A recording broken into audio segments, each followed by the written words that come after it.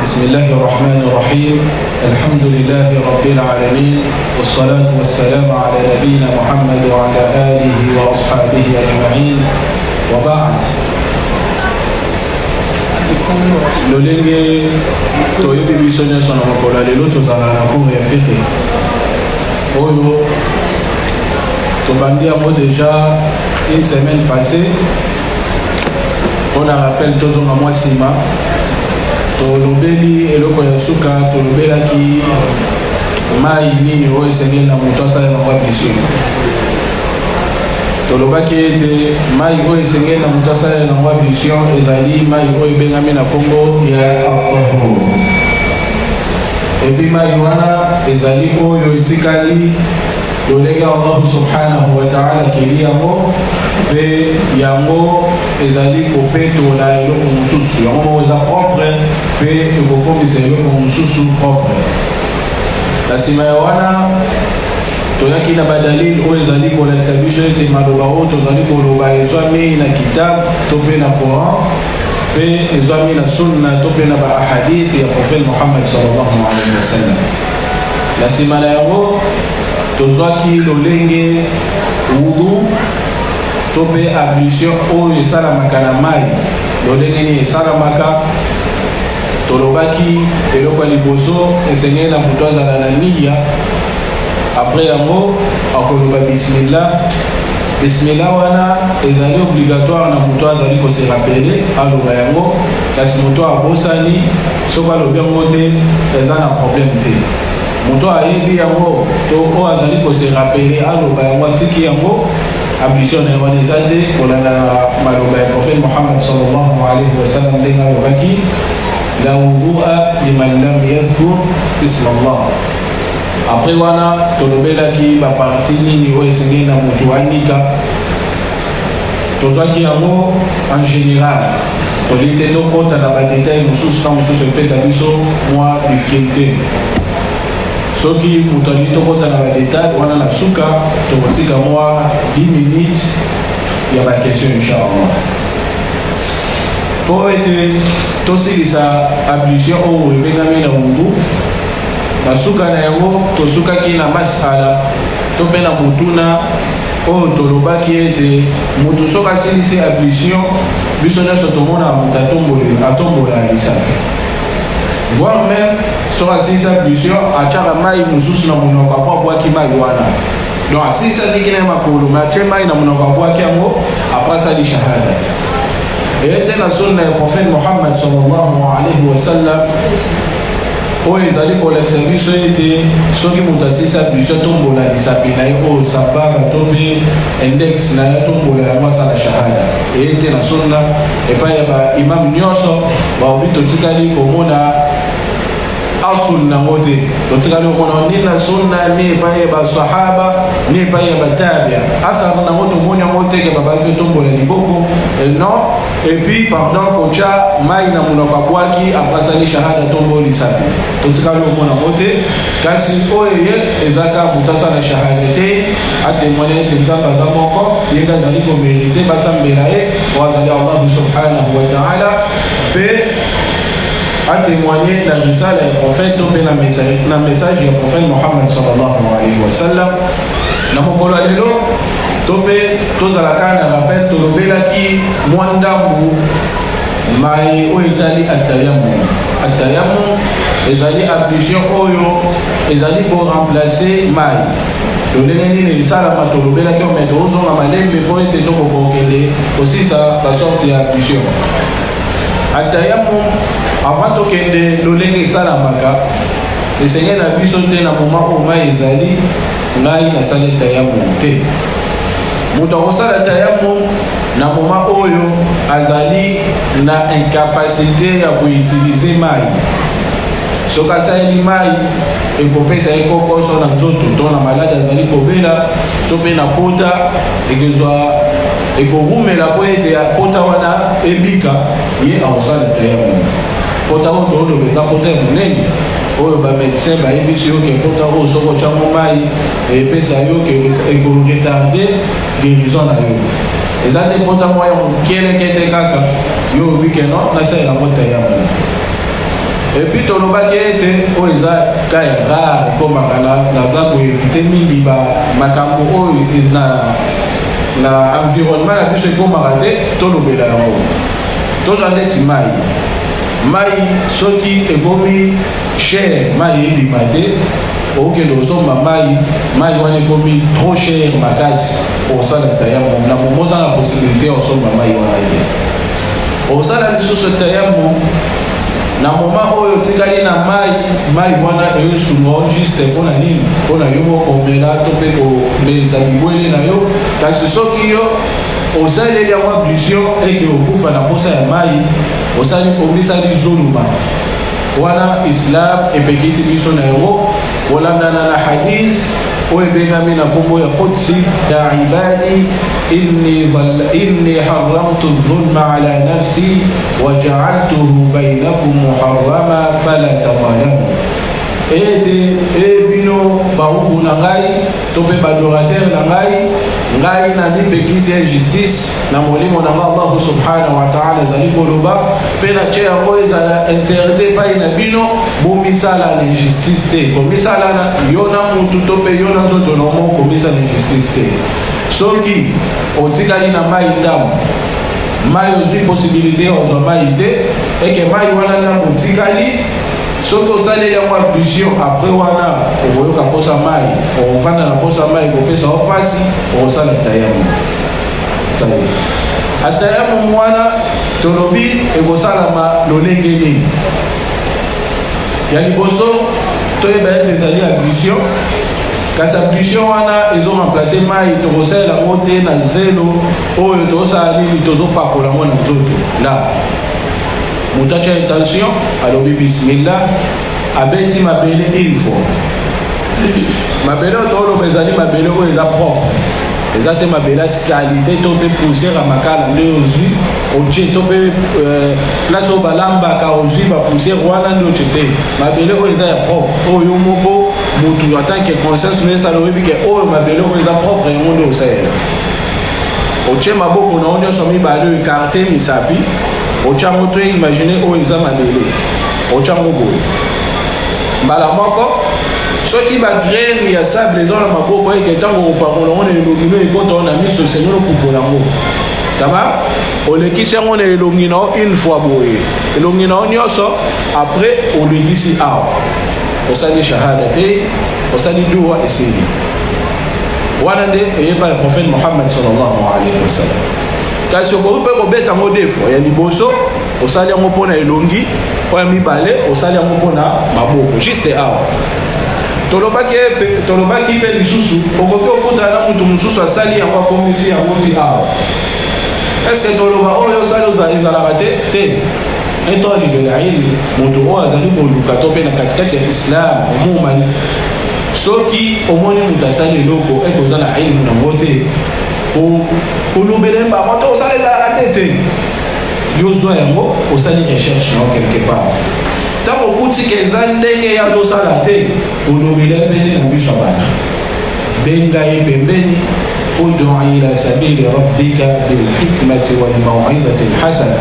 obengi ye pembeni otalisi ye soki ayoki alhamdulillah soki ayoki te yosali nini okomiseli ye message soki akomisi yango awa wana ezali na madhab mosusu bango bamoni keno taqyid ya aya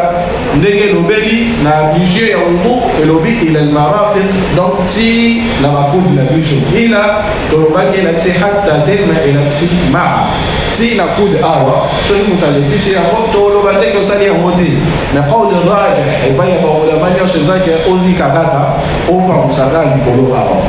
so ozali neti na bagi to nini vike eza ablution ya mabele osala nini olongoli kasi ablution wana eosila na moma nini eosila na moma oyo mai emonani soko baobi d'ailleurs kutu kosala yango faut retarder yango al asl to mpe origine ya ablution wana ezali ozela ete ntango mosusu mai ebima donc ghalibi ya vanne na yo to mpe makanisi na mingi ezala ete mai emonana tamba to awa tozonga na bino ndambo na bi totelema po tocomprendre sola ya eshai ndenge yebani na kisasa ere bougera te ere aswale telema echangeara te wana ezali ere na monene parce que temps echangeaka des fois tomona moyo ebumela buto eza moke des fois buto ezobumela moyo ekomi mokuse ndenge nini ere aswale ekangamaka ere nango allahu taala alam mpona nini awa ezalaka bongo wana point de interrogation ere aswala partout ebougeaka ntango moyo ezobumela toloba te quelque part tosambela okanga 18 heures des fois tant mosusu moyo ebumeli mpo ekota sikoyo so tosambeli seke tosambela va heure so tosambela va heure swala na biso eza te allahu mustaan yango esenga totanga po ete tocomprendre tolongola ide wana eloko ekota biso na motu swala tere ezalaka heure boye so moto asambela o te swala eza te d'ailleurs kutu na moment ya biso soki tozali na difficulté oyeba ere swala baapplication ezali po ezali koaide biso toyeba ere swala omona ere swala batieli o 12 heures na kinshasa 12 heures 10 obi jamais biso atosambelaka 13 heures wana eza ignorance esengaka biso toyeba ta echangeaka des fois biso mo toyebi yango atontali te atontali oyebi ke des fois mo ebumelaka kutu ekomuke des fois kutu ekomi molai mo ekomi moke ntango wana ezosalaka ere ya swala echange ere ya swala eza base sur bamontre na biso te oyo toza nango eza base sur haraka ya shams to mpe mouvement ya boyi ndenge ezosala ere ya swala eza bongo taba tolobelamo na moma ya swala na moma a naolobelako hukumu oyo tomaloba toloba exemple na on peut se rendre sur la porte du chose concerné sur la tama jour et bana na 13h en se retrouver que et compte à partir à 15h10 par exemple ngai na zuma yo sala bishoti قول راجح زاني أوصلا غالب يظن que mai bima au retardé soit là pour être sala bishona mai tama ozeli tant que peut-être mai ekoki obima mpo osala biso na mai wana soki ozeli ezwi te soki osala biso wana sikoyo olingoza allah mai ebimi kata osala biso ya mai kasi soki osambeli déjà après mai ebimi obatela lisusu ala wana te osambeli alhamdulillah esili mais ntango olinga osambela lisusu lokwa mai eza osala biso ya mai labati mafubu eza lolenge moko na moto oyo tolobi aza na kota ya monene oyo soki asaleli mwa ablution epesa ye ekoretarde na moma kota wana ekomi okauka deja eke bakoki opermettre olekisa mai likolo aso ezosala na mai enok osala nini osala atayamu ana bati tocomprendre atayamu mpo eza ahamdu shay ezali ablution oyo ezali koremplace wudu oyo ya moke to mpe na oyo ya monene oyo tokoki kozwala nsima ya tayamu oyo ebengami na kombo ya kosojanana na bati jusqu'à présent toza mafugo so question eza okomi quelque part na suka tokotikata na awa toleki na sorti ya suka ya bopeto oyo ezali rosolo wana mutu nyonso aza awa esengeli ayeba rosolo oyo oloba ezali istihmam te istihmam eza mutu nyonso osokolaka non osokoli okie na kantine omemi na savon okie osokoli wana te nde tooloba oyo tooloba eza ablution ablution wana okoki osambela nango na nia so otie nia ke osambela nango mpe tama grande ablution avant toleka lolenge nini moto asala yango esengeli na biso toyeba quand est-ce que moto osala grande ablution Ghusl janaba ezali kosengela moto asala yango na mai oyo ntango ekomeli ye ayeba ete ye po asambela akosala bandu te to mpe ablution oyo tosala osokoli maboko monoko ozolo te osala yango te kasi okosokola nzoto na mokila lolenge nini osokola toyozango kasi soki omoni mai oyo ye esengela na osala ghusl janaba ya liboso na telemi na point oyo chef alobi na moto oyo amoni sperme na ye naobi nini sperme na moto amoni yango ezala na kolala ezala na komona esenga asala nini asala kosotanana na kolala lolenge nini soki moto alali mingi ekomelaka moto oyo akomi na age ya puberté na raba beno ihtilam aloti azosanga na mwasi tango la muke katonga muni pantalon na ebebi yese na sala kusogana okay na momaza ya kola muka baulama bate chambre moko azala na plaisir tango osala mo tango mai wana ebimi ebuti azala plaisir nde osala mo osogana kasi so ebimi ye na cause nango eza maladi osala mo osogana moto oyo asemasturbe esengeli asala kosogana ebima te esengeli asala kosogana to asali nyonso oyo ezosala ete cause esalaka ebimisa yango ebimi te ifo asala nini kosogana na islam etangisa biso tolaka 3 sortes ya maladi normalement avant toleka na swala na kota sujet moke oyo tolobela lolenge nini mwana mwasi akoki kokalkile baperiode na ye tokolobela sur point wana po ete na ye na baimwa image to kokomprendre makambo nini ona oloba vike ezali babiloko moko balakisa omoni oyo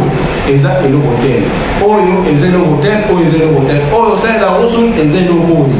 kule oso omoni ondo osalela roso kule oso omoni osala oso omoni osala na bati to se comprendre na la matériel didactique nde babenga yango todépose oyo nde osalela roso oza poso toyebi boye moto anga ayebi yango te epesa ye complication po comprendre yango tama ok to continue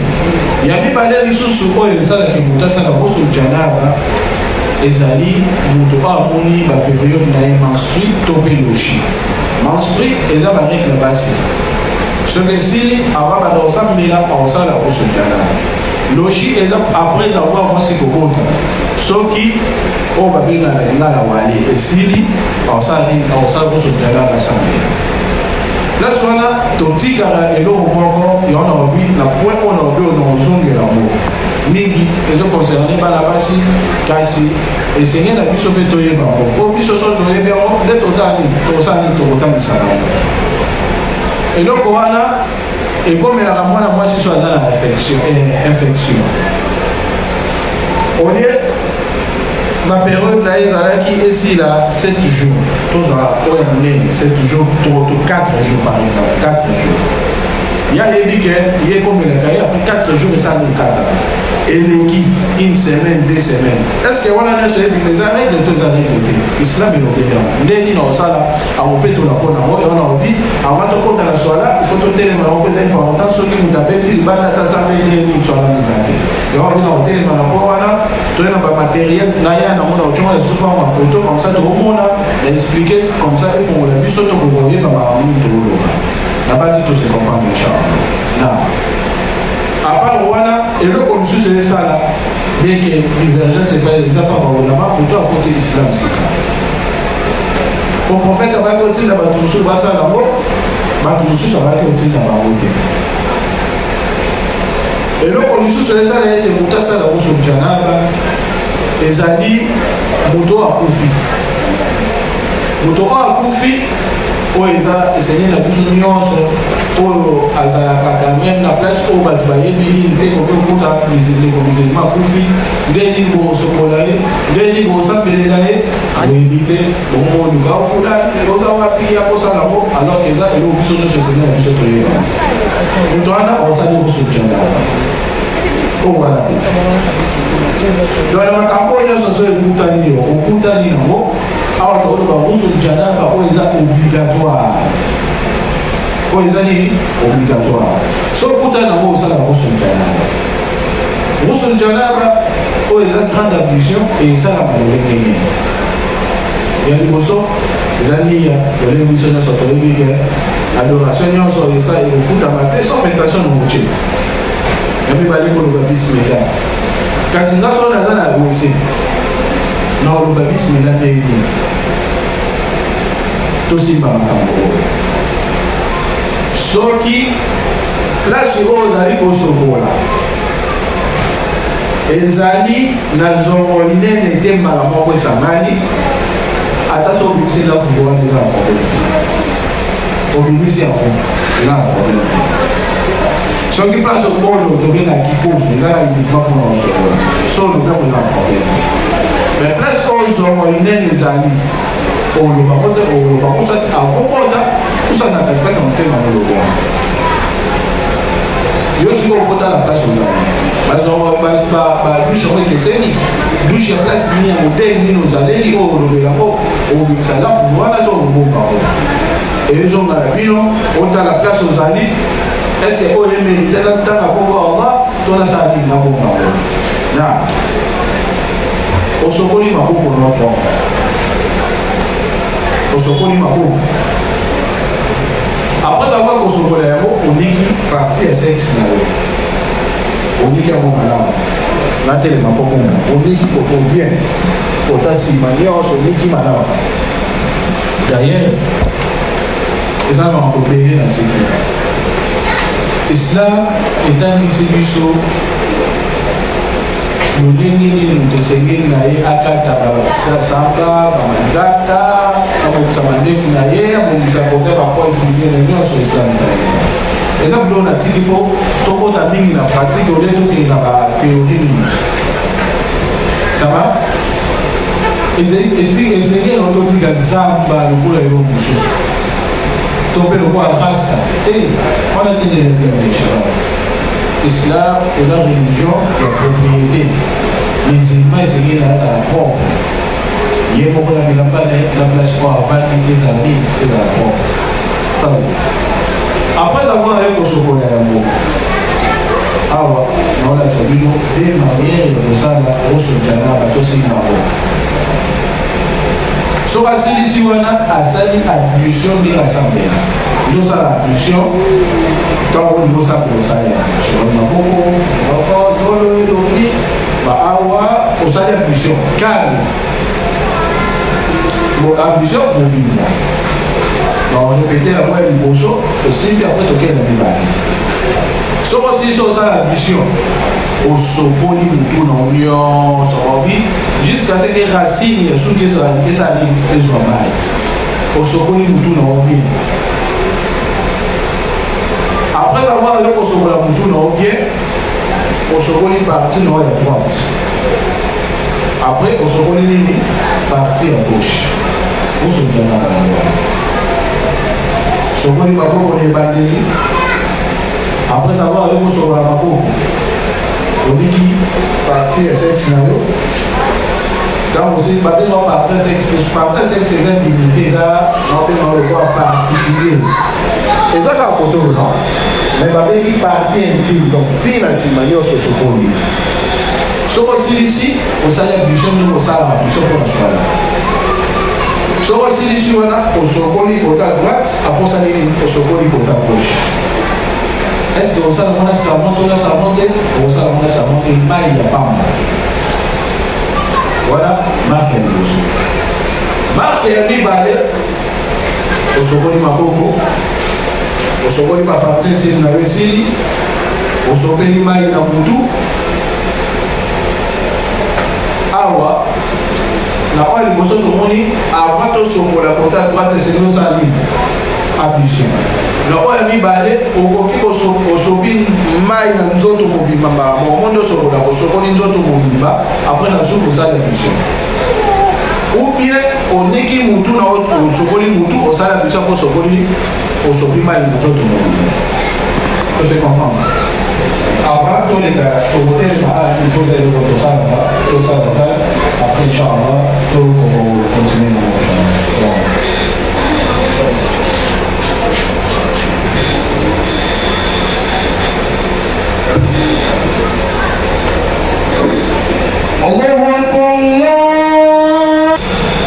na nani wakoki osala biso mwa atelema alakisa biso ya liboso na ya mibale po tokokozwa mwa kanazide inchallah nam chef barakallahu fiik topesa mkote topesa wapele mkote problème te salam alaikum salam naopesaka ya liboso po tozomona ozwi kantine koyena wana likoso soki likoso na bino ekangama na weseke okoloba bisina na motema okoloba ngo na kati soki ekangama na weseke place ya zongo inene te okoloba ngo na kati mais soki ekangama okoloba ngo na kati te soit na libanda olobi bisina obi olobi na kati ya motema soki okoti na respira na otoka ntini na kati ya douche avant okotisa maboko na kati osokoli na maboko libanda 3 fois après avoir osokola maboko 3 fois osokoli partie intime na yo osokoli ntina nsima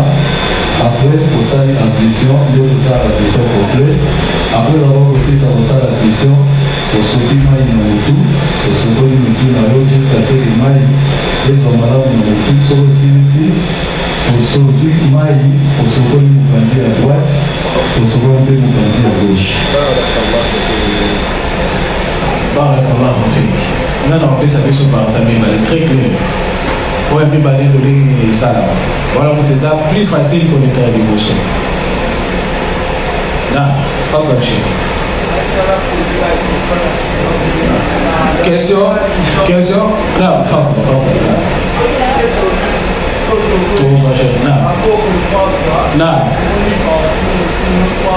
Non. Bon. Oui, non, c'est pas forcément ça. Maïwana kaka kantino autant de choses que utilisant. Attends, aucun amant bilica non, moi bidon, on s'en ambition. Les gens à tes chambres, des à maïwana kaka mon côté. Pas pour leur faire que ça très important. On va foutre bien. Soki mai ezali te osala yango okotrouve mai te osala ata yango na mche lakisa biso na suka mo tozwa mwa baquestion totelema na ocharlo.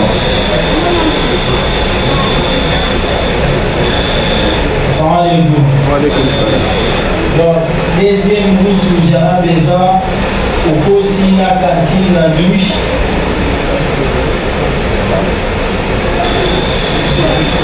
so moment bandeko baoloba mingi kantine parce que wana nde ezali réalité avile ya biso toza nango mais elati te soki toza na douche amai ekita likolo na biso omema kantine te omema kantine toke kaka na douche wana yo mo oyeba ndeni osala de façon ke osala okosolupene ezali bon ya mibale eza okoti na kantine na récipient okoti mai osukoli maboko 3 fois akokotisa maboko na yo na kati na osukoli maboko 3 fois apres osukoli baparti intime na yo ka osukoli baparti intime obwaki mai na nzoto apres na nsima osali ablution obosani motu so osokoli wana osokoli motu bomona biso ya liboso oyo chef alaxi biso oyo mibale sikoyo ezali kosokola parti à droite ya gauche te sokola nzoto mbala moko mobimba voilà moyen le plus facile ablution wana okosana avant kosopa mai na nzoto après avoir yo kosokola mutu ou bien na suka ya ablution après avoir yo kosala nini kosopa mai na nzoto mutu na moso ezali na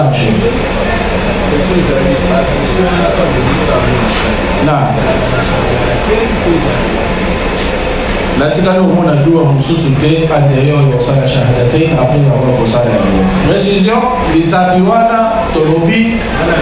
na chef na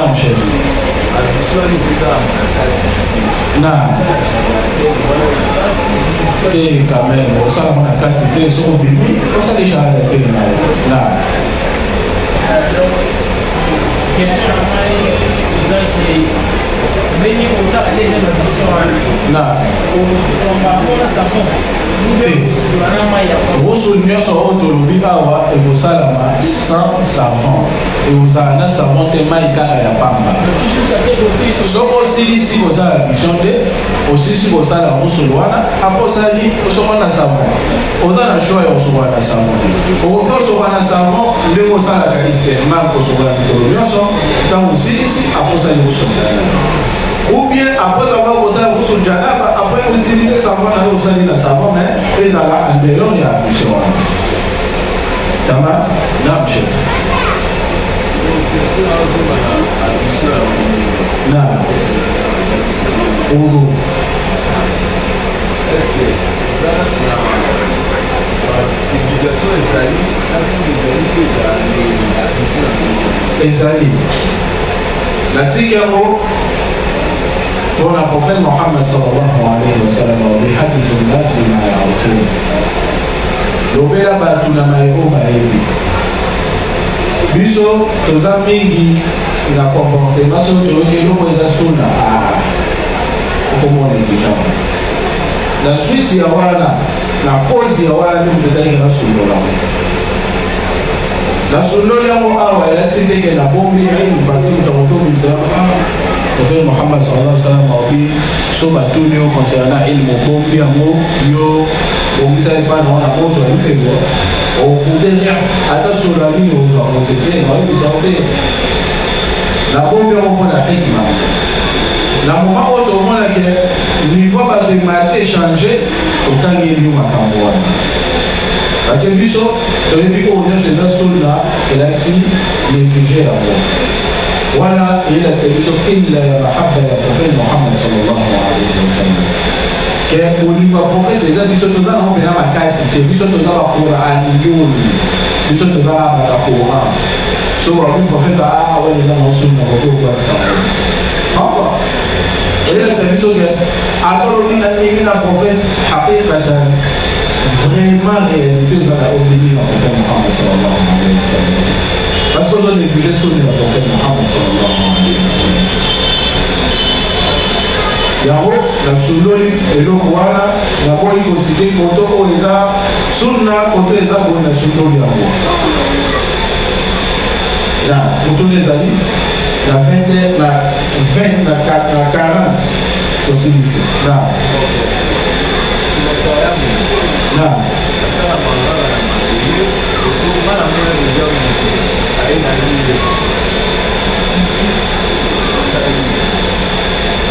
biso ni normalement eza mélange na sima na nini na zelo mais sima wana esalama ndenge nini nga nayebi te ndenge esalama nga naozomana baye oyo prophète wabi Swa'id eza mabele mpona to évite nini sela Swa'id eloko neepekisa kosalela Swa'id eza mabele d'ailleurs kutu mabele ezopetola makambo ebele ezopetola sani oyo mbwa alepoli na kala nayebekake sobwa mnukoti yo wana elakisi kolukuta te olembola osokola wana mabele menkela alifama ebele 7e nde osokola mabele uye liboso osokola wana tobimi nana ahamoshe eza osokola wana mabele donc baobi teke osokola wana conseil ya nini allahu ala nayebi te wana peut-être lajna iftar tika yango mosala na bango ya koetudie eloko wana obebisela biso fatwa to mpe réponse ya eloko wana eke tokoki na pays na biso tokoki kosala tayamum na nini oyo interrogation totikeli bakanamche atayamum mpo tobi ablution madenge kutuna ezali namche